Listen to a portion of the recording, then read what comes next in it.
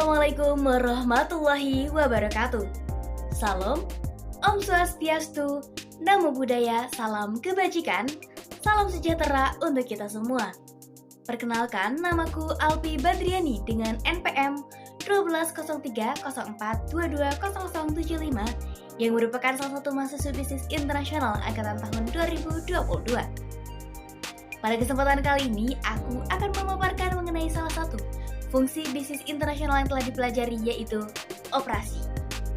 Lebih tepatnya, aku akan membahas mengenai supply chain management yang ada di salah satu perusahaan retail furnitur terkemuka di dunia, yaitu IKEA. Sebelum menerapkan strategi apapun, IKEA memiliki visi yang ingin dicapai, yaitu ingin menyediakan produk furnitur rumah tangga dengan desain yang baik, fungsional, dan juga dengan harga serendah mungkin, sehingga bisa dicapai oleh seluruh pelanggan. Untuk itu, semua fungsi di dalam perusahaan akan bekerja sama mewujudkan visi tersebut, tak terkecuali manajemen operasi, yang di dalamnya tentu terdapat supply chain management. Lalu sebenarnya apa sih supply chain management itu?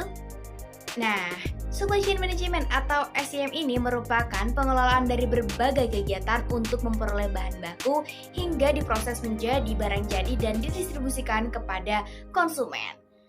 Nah, tentunya kegiatan SCM ini berkaitan erat nih dengan supplier dan juga distributor. Lalu berikutnya kita langsung simak saja seperti apa SCM yang diterapkan oleh IKEA sehingga dapat memenuhi kebutuhan para pelanggannya dan menjadi retail furnitur terkemuka di dunia.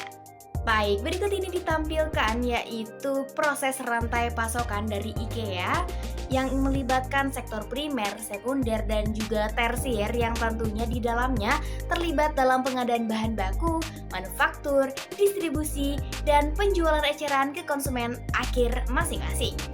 Nah, supply chain management dari PT IKEA ini melibatkan aliran produksi dari proses masing-masing 3 faktor produksinya, yaitu yang telah disebutkan tadi primer, sekunder, tersier.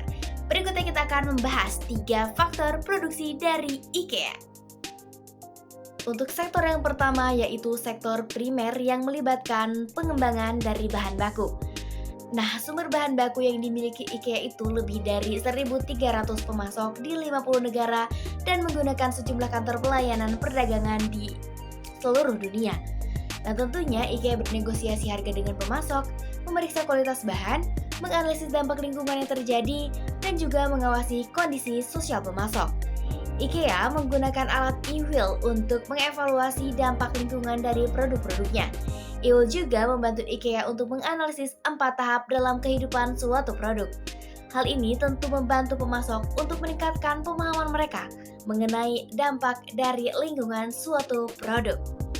Nah, berikutnya banyak studi kasus mengatakan bahwa 50% produk dibuat dari material yang tahan lama atau hasil daur ulang. Tentunya IKEA memang berusaha untuk memakai sedikit mungkin material untuk memproduksi produknya tanpa mengorbankan kualitas dan durabilitasnya. Tentunya IKEA memiliki semacam Code of Conduct yang disebut IKEA Way of Purchasing Home Furnishing Product atau IWay, yang di dalam IWay ini terdapat aturan-aturan dan tata cara untuk membantu para manufaktur mengurangi dampak aktivitas mereka terhadap lingkungan. Tentunya peraturan yang ada di IWay ini meningkatkan standar dengan mengembangkan aktivitas bisnis berkelanjutan yang memberikan dampak positif di lingkungan bisnis tempat para pemasok beroperasi. Keren banget kan? Nah, berikutnya yaitu sektor sekunder. Nah, untuk sektor sekunder ini bisa dikatakan sebagai proses dari penciptaan barang dari bahan baku tadi yang telah dibahas pada sektor sebelumnya yaitu sektor primer, di mana IKEA mendesain banyak produk sehingga jumlah terkecil sumber daya dapat membuat produk terbaiknya. Nah, sebagai contoh nih, IKEA menghemat sumber daya dengan menggunakan kaki berlubang di furniture misalnya seperti ogla kursi makan. Nah, tentunya strategi rantai pasok yang digunakan oleh IKEA ini adalah banyak pemasok seperti yang sudah dikatakan pada sektor sebelumnya yaitu sektor primer. Nah, tentunya pemasok yang sudah bekerja sama dengan IKEA merupakan pemasok-pemasok yang memenuhi kode etik IWay. Berikutnya kita beralih ke sektor yang terakhir yaitu sektor tersier, di mana sektor ini mengombinasikan antara proses retail dan juga gudang. Jika kita menyadari teman-teman, di setiap gerai IKEA memiliki gudangnya masing-masing.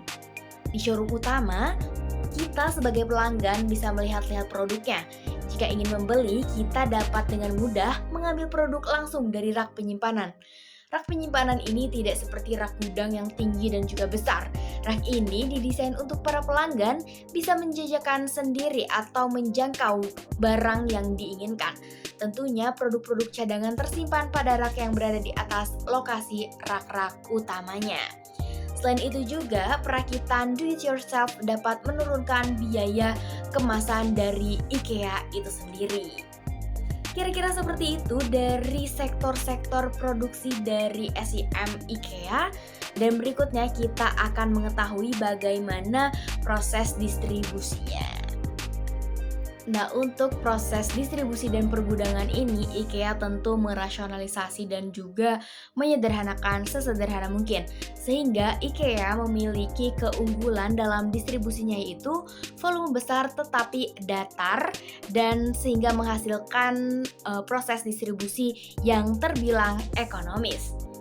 Tentunya hal ini dapat menjadi keunggulan IKEA karena IKEA dapat memanfaatkan ruang kosong sehingga pengangkutan menjadi lebih banyak barang dengan hanya dalam satu kali pengangkutan saja. Baik, cukup sekian pemaparan dari aku mengenai SIM yang diterapkan di IKEA. Tentunya tadi juga kita sudah membahas mengenai sektor-sektor produksi di dalamnya.